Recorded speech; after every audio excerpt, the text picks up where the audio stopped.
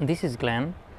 It's a beautiful person that I met and then I had the chance to work with. How are you, first of all? How do you feel? Good, good. Yeah? Yeah. You told me that you just started at work. It's a heavy period, that's true, but today I feel good. Mm. Yeah. And you also have like place called the Mixer, right? Mm-hmm. Where Yes. people meet. Yeah. And the they feel mixer, their... it's made. It started when I was single myself, and because I never was a party guy, and I don't like going to bars or festivals.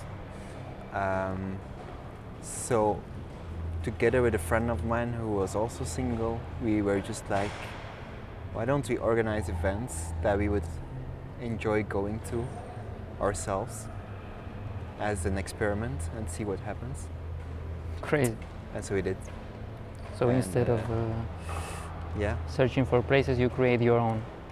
I always thought you're a very, very creative person. So I have one question for you. Mm-hmm. When you look back to where you were before we started working together, what felt like your biggest challenge?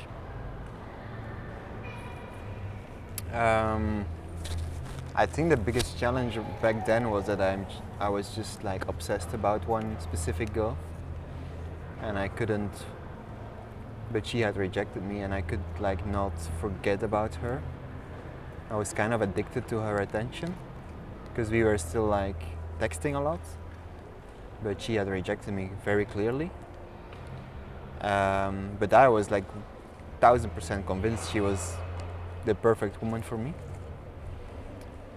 So then with you we digged into what is this and why do you feel this way. Yeah, and I think that was where it became clear that I had an anxious attachment style, and she was very avoidant, and that we were like trapped in a kind of loop. Okay. Where I was chasing her validation and For guys that don't know what is attachment styles, Yeah. like, can you just explain a little bit what is that? Yeah, exactly. So it's basically a theory where you either are anxious attached, secure attached, or avoidant attached.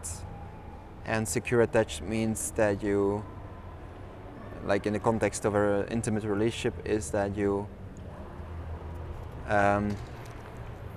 love your partner, but you don't really need them constantly. You don't really need their validation constantly. You are also happy if they are happy when you're not there. You don't freak out when they don't text for a few hours. Anxious is more like you really, really, really need this person to give you validation. A lot of anxious Dutch people, they make up a lot of stories. Like for instance, when their partner would go on a weekend without you, they would make up stories that they're gonna meet someone else and they're gonna fall in love on the weekend. So then there's not that much trust, I would say. Mm-hmm. And then the avoidant is the other opposite of the spectrum, where those people really have trouble connecting and really committing to someone. So they are a bit like like often they are like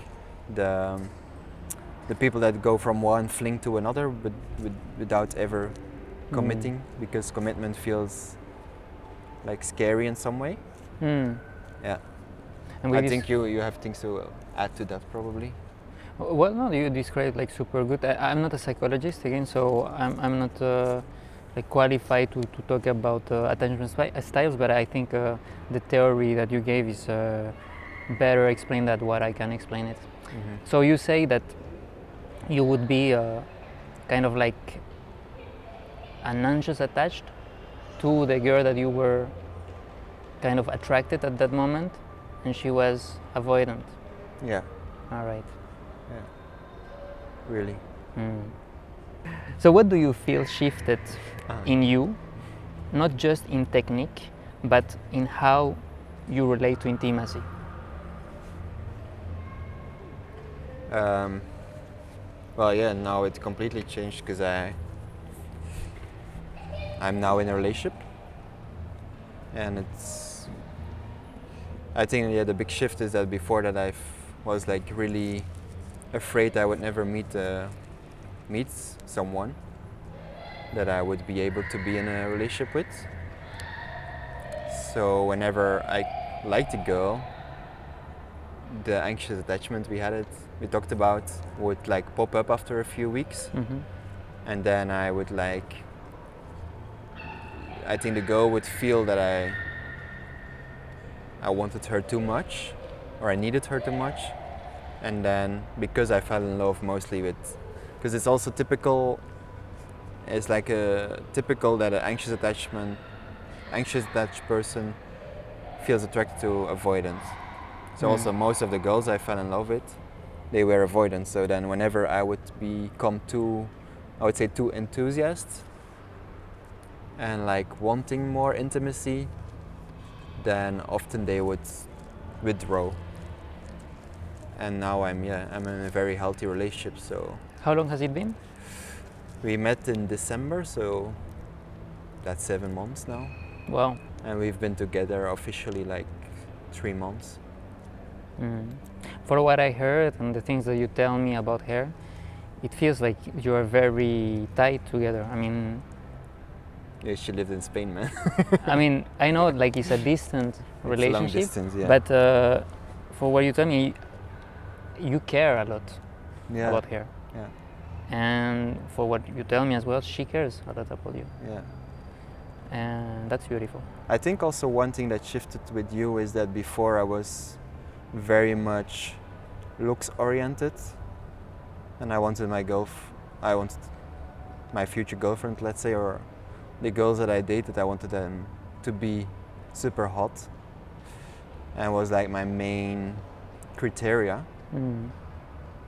Like most important criterion would be the looks. And now I have a girlfriend, and she's super beautiful, but she's not the most beautiful woman I ever had sex with, for instance. But it feels like less important.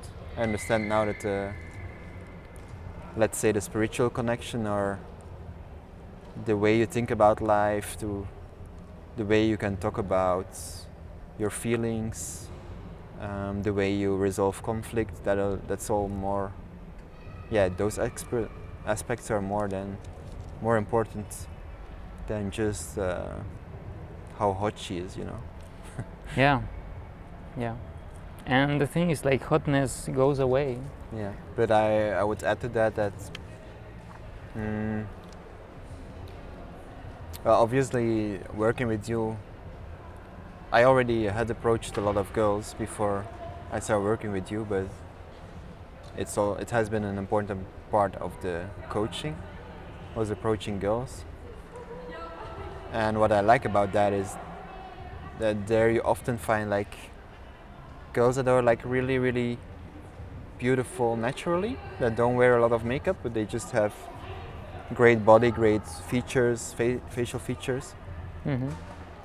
And maybe like often they are a bit more introverted, and that's actually like the best girls you can find, because they are not showing off their beauty, but they are very beautiful. And often those girls also worked a lot on them, like on their personality and their character. Yeah. I mean, you only have like 24 hours, so where do you put that time, right? Yeah. Was there any specific moment where you realized something had changed in how you showed up with women?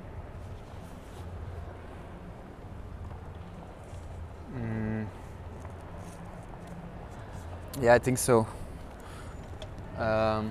It was towards the end of our coaching, or maybe it had ended already. I think it was like really the end of it. And it was about 2 months before I met my now girlfriend that I went on a date with a girl that was maybe physically not super my type, but the date was so amazing, and we had such a similar sense of humor, and we were both like very playful, and we had so much fun together. Mm. Unfortunately, that girl, she moved to Australia like 3 weeks after I met her. Mm.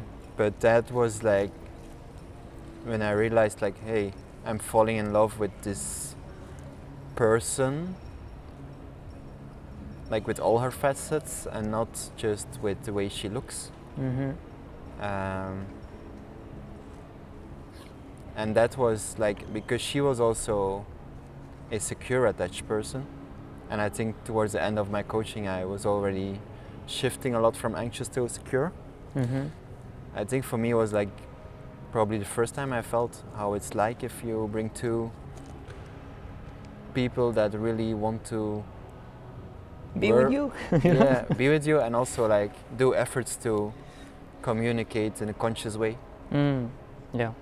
Because before that, a lot of the girls I felt attracted to, they wouldn't communicate. They would just like run away, basically. Yeah. Or just ghost you. And this girl was just very open towards me, and I was very open towards her, and that was very beautiful. And then I experienced the same 2 months later when I met my now girlfriend. Awesome. Awesome. It's communication, right? That's the key word. Yeah. Like to have a great relationship, communication is the key. But and vulnerability. yeah, it's kind of part of it.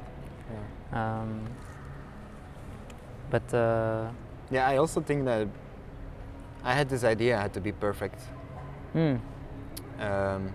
If I want to like attract like a 9 or a 10, I thought I need to be rich, I need to be handsome, I need to be super social, I need to be super funny.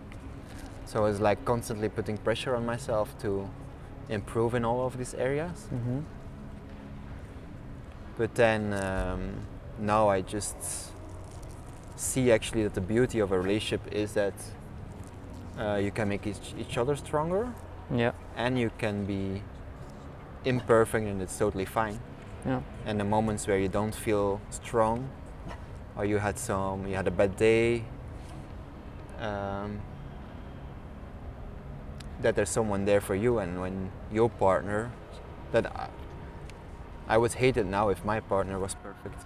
Yeah. I would. What would be what would be the beauty of the relationship if she's perfect? Yeah. I like the fact that I can sometimes give her advice or support her when she's sad, hug her when she cries. That's just what makes it. What makes a relationship beautiful. You see, for you, perfectionist is important. Like to see is a bit like a garden. You have a garden, and the garden is not perfect. I mean, it will grow up some herbs and other things that you don't want. So you have to clean. You have to take care. You have to give water. Perfection it doesn't exist in nature. So that's the first thing to acknowledge. And I'm glad the way you say it is very, very, very deep. So there's only one thing perfect, and it's the backdrop of this video, right? Bird. How did your current relationship begin, and how was it different from the ones before? Like in 2024, I said like this year I'm really gonna make my romantic life a priority. So we started working in January, I think, of that year. But alongside that, I also wanted to get a lot better at texting girls. Okay. Because I understood that, because actually what had happened a lot for me throughout the years, I approached a girl, I had a nice conversation. Even a lot during the approach, we agreed to meet on a date. I got her number or her Instagram, and then we started texting, and it died out. So I want to learn how to text, and then you gave me a lot of advice, but I also like followed a YouTube channel and took like a course on how to text girls. There's guys that are very good at that. Yeah. I'm not the best at it. And I think then by the end of the year I was getting really good at it. And then I liked her on Hinge, and I just had a very original opening sentence that drew her attention. And so she was living in Spain, and I was going there to visit my friends. But a few days before, I put my location on Valencia while I was still in Brussels. And then we matched the day before I left to Valencia, and we immediately had like a fun conversation on the app. And I told her I'm coming just for a few days to Valencia, and she was also there only for 2 days because she lived in another city. Mm-hmm. So I was just like, okay, let's meet tomorrow, and she was like, great, let's meet tomorrow. So then I arrived at 6 p.m. and at 8 p.m. I had the date, so I quickly went to my friend's place, I dropped my bags and I went to the date. Luckily I have a good friend who was understanding. And what attracted me a lot in is that she has the same like growth mindset. Mm-hmm. And a very similar vision of life, of what she wants out of life, and how she spends her time. Like she takes care a lot of her health. I like that a lot. And so that first conversation it flowed so easily. And I think we just spent like from 8 till 1 a.m. or 2 a.m. together. Oh yeah. And I immediately knew like I want her to be my girlfriend. Yeah, you know instantly, huh? I knew it immediately. Yeah, that's crazy. So then I just did efforts, and I went almost every day. I was there to the city where she lived. Mm-hmm. And then she said recently, she said like when you came, she was in Valencia and she had left her boots at her friend's place. Mm-hmm. And I took her boots on the train, but her friend didn't give me a bag. So I was just carrying the boots in the train. Okay. And my girlfriend said when she saw me arrive in her city with the boots, she was like, oh my God, this guy, he puts a lot of effort in it. Oh. And that's when she really started to like me. I'm making the story very long now. No, it's good. Don't worry. So I was there 1 week and we saw each other every day. I was there. And then I just knew this is the girl. So then I went back every month for 4 months in a row. Wow. Yeah. Yeah, that's true love, huh? Yeah. And it's crazy because someone might say like, yeah, myself included, I would say like, yeah, distant relationship doesn't work, you're wasting your time. But love goes like beyond that. I mean, the way you are doing that relationship that is with distance is genuine. It's like you truly care, and you're putting kind of boundaries as well, rules to actually respect each other. Yeah, and also I didn't plan it because when I switched my location, I also switched. I'm looking for long-term relationship to short-term relationship. Oh yeah. So my plan was not at all to. I also was against the idea of a long-term relationship. Yeah. But then when you meet the right person, you just know that it's worth everything, you know. And that's the thing about perfection, right? We think like, oh, this has to happen like that, and then, PAM! Yeah. Like unpredictability just hits you with something in the back. Like, yeah, there's this quote, I don't remember who said it, but it's like life happens while you are making other plans. Life is what happens while you make other plans for your life.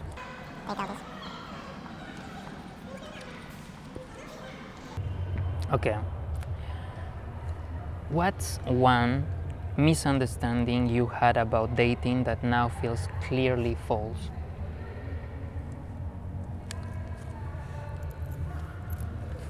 Whew. Yeah, I think I already touched on the looks thing.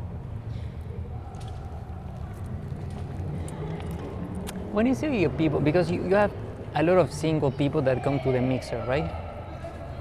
So maybe you can see in those people maybe what they think, and you see like, you know, it's not that, that's false.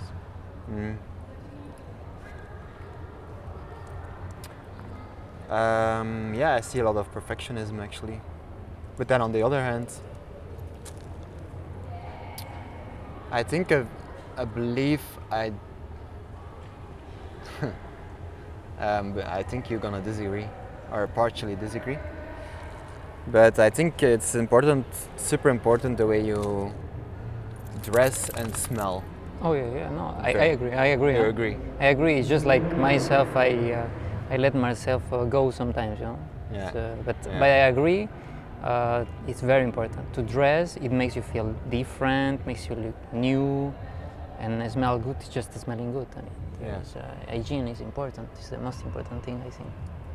So I agree. Yeah. Yeah. Because I think there's this idea in society which I believed for a very long time is just be yourself, but I've noticed that when I dress very well and when I put some perfume and I groom, that girls like me more. Mm. And I also see like a lot of single people coming to the mixer that are like, yeah, they don't look. And my girlfriend even looked at the picture and she was like, I don't understand these people. They come to a single event and they look and they dress like this. So I think that's like, yeah, work on your fashion, guys. Yeah. Yeah. That's important. We also had this guy actually that came to a few of my events and his breath was just very badly. And then the guy... we know you. We know you. And then the guy, I think she has a tick. Oh yeah. Oh Jesus. So the guy said he wanted to talk with me, Uh-huh. and I met him privately, and he said he had trouble dating in Belgium. And I was just very honest with him, and I was like, I've noticed that your breath is very bad, and I've heard it from one of the girls at the events as well. Oh yeah. And he was actually, oh, that's interesting, because I used to have a problem with my stomach before, and I had like, I guess reflux he had. But he thought that issue was solved because he got like a lot of doctors appointments, I don't know, medicines or something. Mm-hmm. So he thought the issue was solved, and then he even asked his good friends, do I smell badly? And his friend said no. And he was super happy that I told him the truth. Yeah. But so I guess sometimes you don't know if you smell badly. Yeah. That's the thing with people pleasers, is like they don't want to surround themselves as well with people that say the truth because they feel they are attacking them. So maybe he was kind of surrounding himself with a lot of people pleasing people because he's a people pleasing himself, maybe. Maybe. Right? If you see someone that doesn't smell good, give him a Listerine. Yeah. He will thank you later. Maybe he will hate you now, but were there moments in the process where you doubted yourself or the work that we were doing together? Uh-huh. Okay. You Many remember, times. right? Yeah. Hello. Don't remember when. There was a lot of resistance, yeah, at times. But what I liked is, like, there was an initial resistance, but then you just had to have time for yourself, and then you did the work. And that's something that I have to point out that is like super important for you guys. Like if you have a coaching with me or with someone else, or if you have a coach for whatever you have to put an output from yourself as well. You cannot just let the coach do the whole process because otherwise it won't work. I mean, and Glenn did a lot of work Yeah, himself. I think what I remember now, I think I wanted more approach sessions with you, because when I was alone, it was much harder for me to approach without like the accountability. Yeah. But in the end, you cannot. Well, you can if you're very rich. You can approach your whole life with a coach until you meet the right person. But I think you're gonna grow a lot more if you process everything by yourself. If you process the approaches where you looked ridiculous, if you process the approaches where a girl was rude, if you process, if you always have a coach that's like, doesn't matter, good job, then I think maybe you will not develop the same resilience and self-love as when you... Yeah, the whole point of having a coach is just like looking yourself with other eyes, like you are borrowing my eyes and my sense of seeing things for you to unblind yourself, and then when you unblind yourself, okay, I understand now, okay, whatever, I can now just look, my playbook, whatever I built, and I don't have problems anymore. I don't need a dating coach. Perhaps now I will need a I don't know, bicycle coach or dog coach. Yeah. But yeah. once you understand the deeper teaching, if you will, then you can go alone. Yeah. And I think a shift was also for me. I think before approaching was like a numbers game, and I have this mindset in everything actually that if you want to be successful, you just need to do volume, volume, volume. Oh, the volume. But then you kind of taught me that you don't have to approach that much, and the energy is more important. And the timing. So it's So it's often better to rest more, and then if you're happy yourself and you feel relaxed, you're gonna be able to transmit a better energy, and you will have more success than if you're just like this soldier that goes every approach. Yeah, that's one of the biggest problems, the sensibilization. Because if you approach, then you stop feeling. Like the feelings become more reduced, and you cannot have a profound conversation with someone. That's what girls feel. Girls will literally feel like, okay, he did that 100 times. I mean, I don't feel any special. If you're like a approach maniac and you are very charismatic, because I think if you approach a lot, it can help you become more charismatic, and you're good looking and you smell good, then maybe a lot of girls will be interested to go to bed or to go on a date or give their number. But yeah, I don't know if it's gonna help with relationships. No, it doesn't. How did vulnerability play a role in creating this relationship that you are now? It's huge. It's every day. Yeah, it's every day checking in how you feel, and just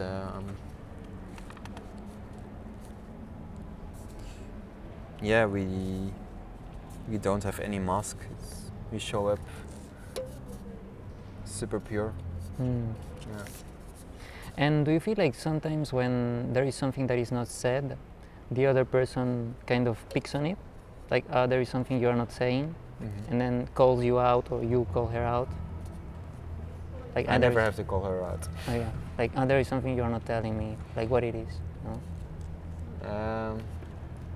Because yeah. they want to be strong or something like that, you know? Yeah, I think that's definitely happened. And actually because it was in the beginning of our relationship, because I wanted to be strong and vulnerable, it actually I want to be strong and not vulnerable. Not vulnerable enough. Yeah. It actually created a big problem in our relationship. Yeah. Yeah. So you matured in that aspect. Yeah. Yeah. Awesome. Other tools or mindsets we explored together that you still use today?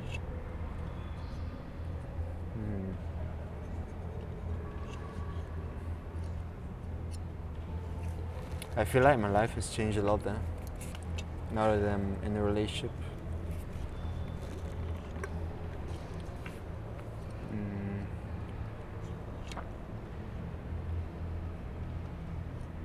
I can't immediately think of one.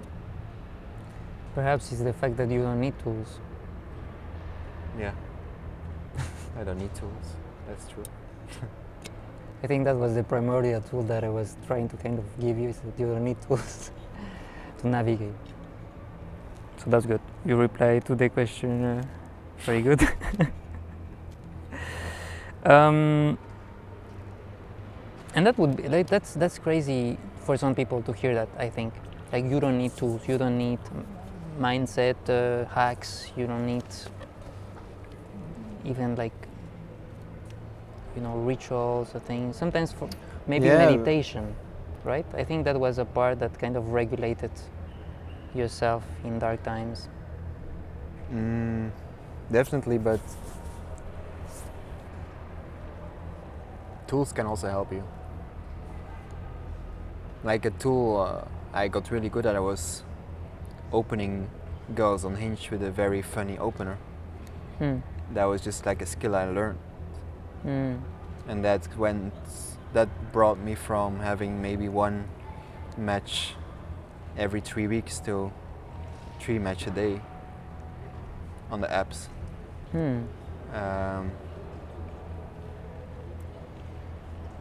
But I guess, because we also talked about that texting is more technical, but maybe face to face you don't really need tools. Yeah. Yes. Yeah, if you can do a video call, you wouldn't need those tools, yeah, for sure. You don't have time to use them anyways. So what would you say to someone who feels they have to be someone else to attract love? It's true. You should be Andrew Tate. I think you don't need to change anything about your... It's a bit like marketing actually. The product is good enough. You just need to market it. What is the product? Although, yeah, no, it's not very similar. The product is who you are. Okay. Yeah. As a being. Okay. Which basically is you are enough. Like everybody's enough. But sometimes, in order to be ready for a relationship, there's just some things you need to see about yourself before, and then it's like it's easy but not simple. It's just like a few small tweaks. At least for me, it was like that. A few things that you understand, a few things that you do differently. And that change everything. That change everything, yeah. And then the metaphor with the marketing is just like what I talked earlier. It's like learning a bit of flirting, dressing well, smelling good. It's things that... It's the packaging kind of. Yeah, the packaging. Yeah. It's gonna help you. Yeah, of course, yeah. Is it necessarily? No. I think there's people that never work on the packaging and still find great relationship. What does love mean to you now? Well, clearly love, what I was looking for so long, I have it now. It's the love in a like intimate relationship with one person. For me, what it means is that it's like you create almost a second entity. Okay. It's like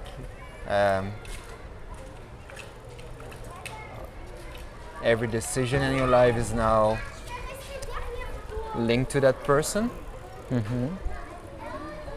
which scares probably avoidant attachment people. Yeah.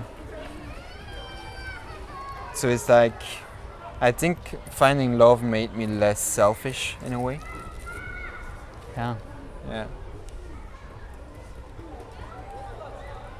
Because you cannot just have a relationship with yourself. I mean, you can, but I can, yeah. if you want to have a partner, there is another being. Yeah, to give an example, for Alejandra it's super important, especially because we're long distance, that we talk a lot. So like every day almost we're at least 1 hour at the phone. And I have that need not at all. Like for me, just calling once a week would be enough. But because now I'm not thinking in terms of my needs, I'm thinking in terms of our needs. And for her, that's like a must-have. Yeah. I was willing to make the compromise. Because I now don't just think about my happiness, I think about our happiness. And I knew for our happiness it's like a requirement that I make time for her every day.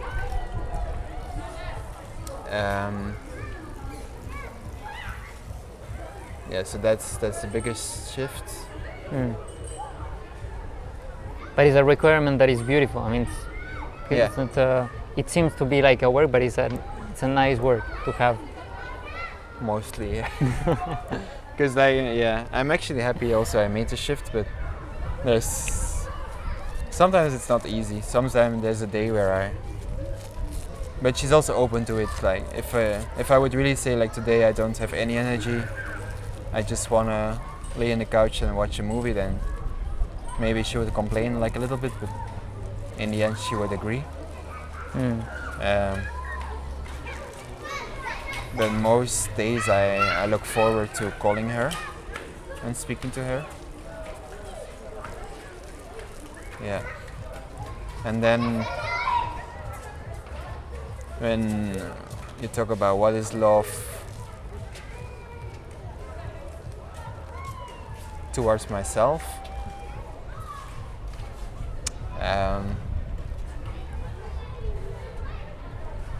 yeah, it's just accepting where I am at the moment, and not wanting to be perfect, or not always. Yeah, like I still have it sometimes that I'm not happy with where I am now, but I want to be with the Glenn that I have envisioned in the future. And self-love is just like accepting where I am now and who I am now. What do you wish more men understood about connection, attraction, and presence? I would say that women just want to be seen on the deepest level, at least most women. And if you're able to really see her, then there's a big chance that they will feel attracted to you. Yeah. Yeah. And that requires presence. Yeah. Yeah. It's also like in stages, you know? Because the big shifts in attraction that happened in my relationships were moments where one of us was crying, for instance. So then if you talk about the package, you don't look good at that moment, you look horrible. Yeah.